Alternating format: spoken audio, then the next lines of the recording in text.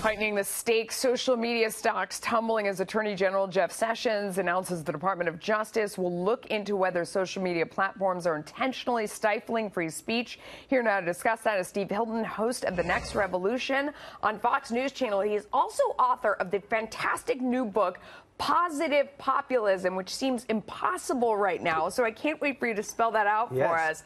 Let me talk about social media a little bit, because it's like the left, very clever. They've, dominated the beginning of social media. So, of course, these platforms totally lean left. What's the answer to it? Is it government? It couldn't be. Kind of. Let me get to that. But first of all, full disclosure, my wife works at Facebook. Gonna get that out there. But I have my own views, which I'm going to tell you right now. And get in trouble later. I love it. Get in trouble later, yeah, sleeping on the couch. Right. So the thing is that I think the real issue here is one of concentration of power. It's a real, it's the way that these platforms have become so dominant. Yeah. Yes, we can say that they're not transparent about the policies they use to block people or whatever.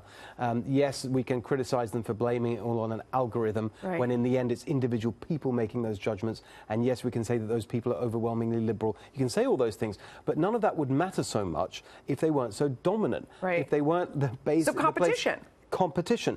And the one kind of regulation that conservatives and all of us should support is regulation to bring about competition. Because yes, we all need to be pro-business, but actually pro-market as well. You need real competition. And so the antitrust system has just been completely absent when it comes, the antitrust policy has been completely absent when it comes to these giant corporations who are bigger and bigger and bigger and hoovering up more and more. So you think going in and trying to break up Google and Facebook, or is it more about, I mean, you've got to clear the path so other people can get out there? Why doesn't somebody just crop up like, oh, I don't know, a right of center cable news channel that came about and got everybody who was frustrated? This is such a great comparison, because in the media you've got tons of competition because it's just cheaper and cheaper to start and do things. It wasn't cheap a few decades ago, but nowadays much easier to launch that, and the media landscape is very competitive.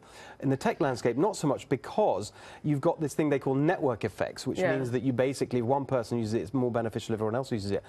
I've got an idea in this book, in Positive Populism, that would actually it not be the government coming in to break up these companies. I think that would be a disaster, because they don't know how it all works. But actually, there's two steps to it. First of all, is to create incentives in the marketplace for companies not to get too big and dominant. For example, the bigger your market share, if you get over 50%, for example, you should face higher taxes, tighter regulation. That's a way of actually making a market incentive for companies to remain competitive. I can never wrap my head around higher taxes any time. That just sounds like blasphemy to me. There's one other thing I wanted to explain about why the companies have ended up so dominant is because of the data. The data, the reason that you can't easily set up a competitor is because what's valuable about these tech companies is the data they have on you and you and you and everyone else. Now, if there's a way of liberating that from those companies so they could be a basis on which new competitors could come in and build new services, that's another way that you could get a better product or a better algorithm, so you steal their customers that are going there to do that thing. I mean, none of the kids are on Facebook. They all think it's lame. They know the rest of us are there, although not me. I deleted my Facebook page. Are you still on Facebook? I'm not on anything because I don't have a phone, so I'm out of this whole conversation. You don't even have a phone. I love it.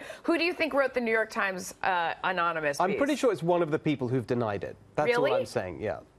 You think it's Jeff Sessions? I don't you think know, it's no? But I think you think it's one of the people that's tonight? I bet it's like somebody who's not that high up. I think that's the alternative. I think it's either someone who is pretty unimportant, or and maybe just sort of one of those people that slipped in, one of the establishment types that slipped in when they were hiring and didn't really have a whole bunch of people that really signed up to the president's agenda.